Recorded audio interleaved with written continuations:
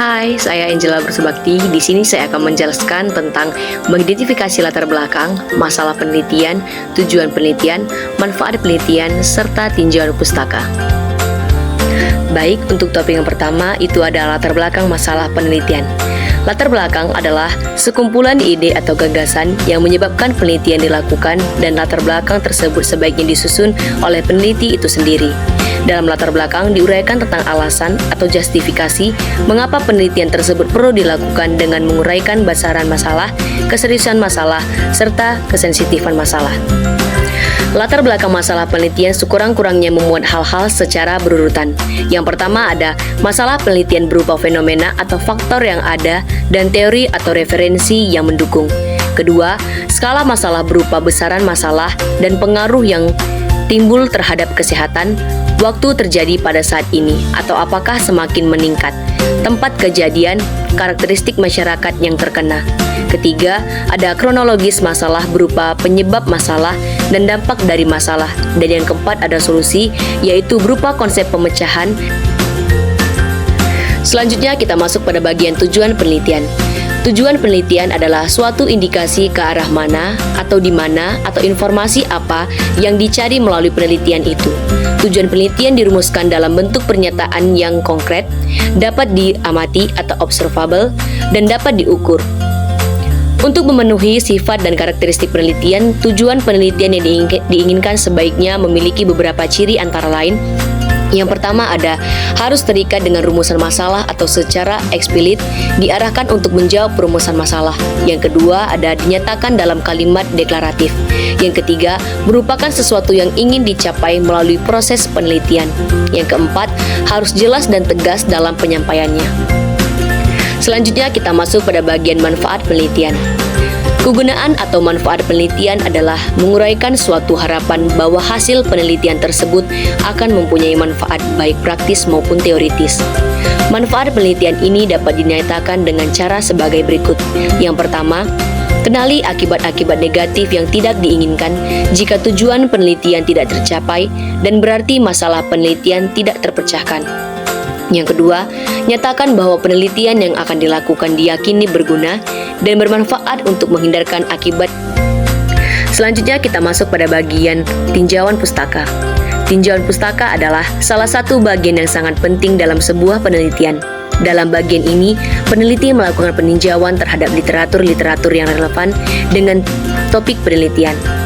Cara membuat tinjauan pustaka adalah sebagai berikut. Yang pertama, tetapkan nama variabel dan jumlah variabel yang diteliti. Kedua, cari sumber-sumber bacaan yang sebanyak-banyaknya dan yang relevan dengan variabel yang akan diteliti. Yang ketiga, lihat daftar isi setiap buku dan pilih topik yang relevan dengan variabel yang akan diteliti. Dan yang keempat, cari definisi setiap variabel yang akan diteliti pada setiap sumber bacaan. Bandingkan antara satu sumber dengan sumber yang lain dan pilih definisi yang sesuai dengan penelitian yang akan dilakukan. Selanjutnya kita masuk pada bagian cara mencegah plagiarisme. Plagiarisme adalah tindakan pencurian ide, pemikiran atau tulisan orang lain, baik disengaja maupun tidak disengaja, yang digunakan oleh penulis seolah-olah merupakan ide atau pemikiran atau tulisannya sendiri.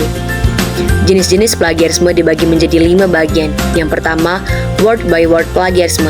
Jenis plagiarisme ini melakukan pengutipan atau penjiplakan kata atau kalimat pada sebagian atau seluruh paragraf atau bab persis sama dengan sumber atau aslinya. Yang kedua ada word switch plagiarisme. Yang ketiga, style plagiarisme. Dan yang keempat, metaphor plagiarisme. Dan yang kelima, baik, di sini saya sudah menyertakan 3 kasus. Untuk kasus yang pertama, seorang mahasiswa MIK ingin melakukan sebuah penelitian di salah satu rumah sakit. Suatu hari, mahasiswa tersebut menemukan sebuah artikel jurnal yang berkaitan dengan jurnal penelitiannya. Karena terburu-buru, mahasiswa itu menyalin beberapa kalimat dari artikel tersebut dan menempelkannya ke dalam laporannya.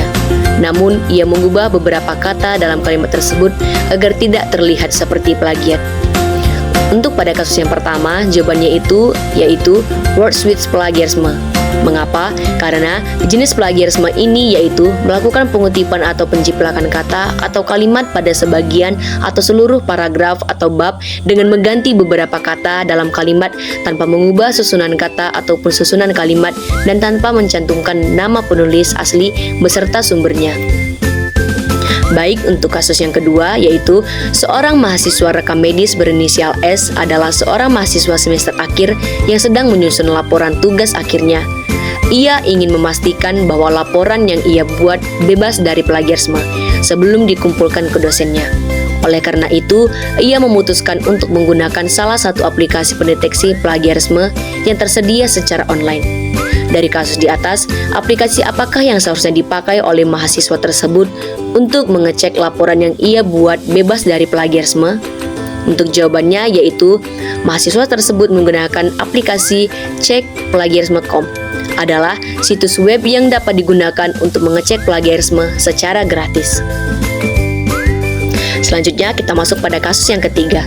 Seorang peneliti sedang melakukan studi tentang efektivitas sistem rekam medis elektronik atau RME dalam meningkatkan efisiensi pelayanan di rumah sakit. Peneliti ingin mengetahui apakah penerapan RME dapat mengurangi waktu pencarian data pasien, meningkatkan akurasi pencatatan, dan mempercepat pengambilan keputusan medis. Apa tujuan umum dari penelitian yang dilakukan oleh peneliti tersebut? Jawabannya yaitu tujuan penelitian secara keseluruhan adalah menilai efektivitas RME dalam meningkatkan efisiensi pelayanan rumah sakit yang mencakup aspek waktu pencarian data, akurasi pencatatan, dan pengambilan keputusan. Baik, di sini saya akan menjelaskan tentang materi yang kedua, yaitu mengidentifikasi kerangka teoritis dan penyusunan hipotesis. Untuk topik yang pertama yaitu kerangka teori. Penyusunan teori merupakan tujuan utama dari ilmu karena teori merupakan tujuan utama dari ilmu karena teori merupakan alat untuk menjelaskan dan memprediksi fenomena yang diteliti. Kerangka teori dalam penyusunannya perlu memperhatikan beberapa prosedur, di antaranya yang pertama, pencarian literatur atau melakukan kajian pustaka.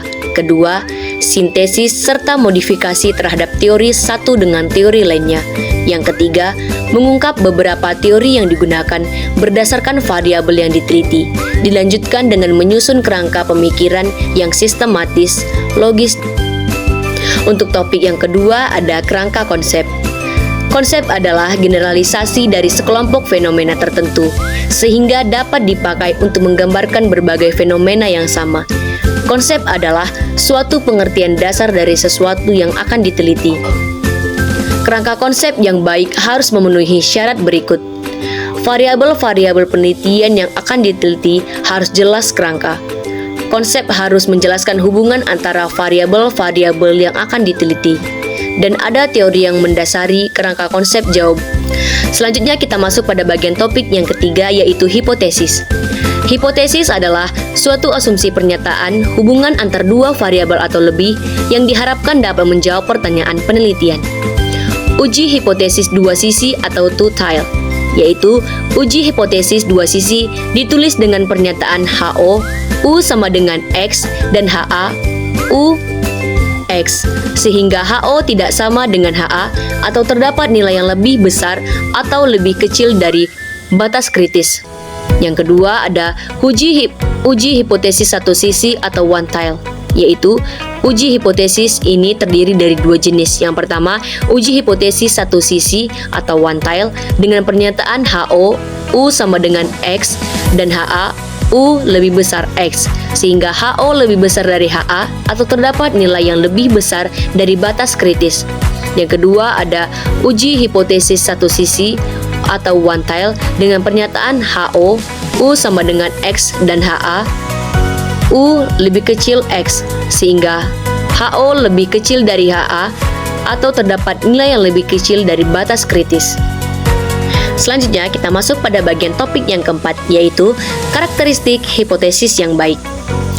Dalam karakteristik hipotesis yang baik dibagi menjadi 5 bagian. Yang pertama, merupakan hasil konstruksi dari gagasan-gagasan yang dapat diterangkan berdasarkan teori-teori atau dibuat berdasarkan kerangka konsep penelitian.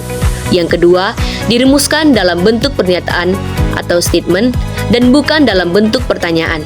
Yang ketiga, selalu dikaitkan dengan populasi dan sampel penelitian hanya berfungsi sebagai wahana pengujian hipotesis yang akan digeneralisasikan pada populasi. Yang keempat, ada paling sedikit melibatkan dua variabel yang perlu diuji kebenarannya. Dan yang kelima, harus dapat diuji. Selanjutnya kita masuk pada bagian topik yang terakhir, yaitu klasifikasi hipotesis. Dalam klasifikasi hipotesis dibagi menjadi 5 bagian. Yang pertama ada hipotesis nol atau HO, yaitu hipotesis yang menyatakan tidak ada perbedaan sesuatu kejadian antar kedua kelompok.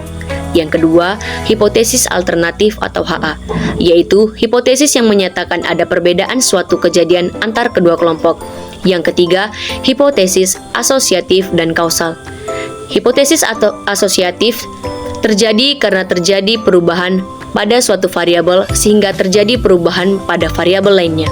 Yang keempat ada hipotesis sederhana, yaitu hipotesis ini menunjukkan hubungan antar satu variabel dependen dan satu variabel independen. Dan yang kelima ada hipotesis kompleks. Hipotesis kompleks disebut juga dengan hipotesa multivarian karena memprediksi hubungan antar 3 atau lebih variabel. Di sini saya sudah membuat 3 kasus khususnya dalam bidang rekam medis. Untuk kasus yang pertama, seorang mahasiswa rekam medis ingin melakukan penelitian, di mana nantinya ia akan membuat pernyataan hipotesis dari hasil penelitiannya. Hal tersebut akan mengarahkan peneliti mengenai prosedur yang akan dilaksanakan dan jenis data yang akan dikumpulkan. Maka hal tersebut merupakan salah satu dari A. Fungsi hipotesis, B. Tujuan hipotesis, C. Karakteristik hipotesis, D. Kelemahan hipotesis, dan E. Pengertian hipotesis. Untuk jawabannya itu ada E. Pengertian hipotesis, di mana pembahasannya karena pada kasus di atas menjelaskan tentang pengertian dari hipotesis itu sendiri.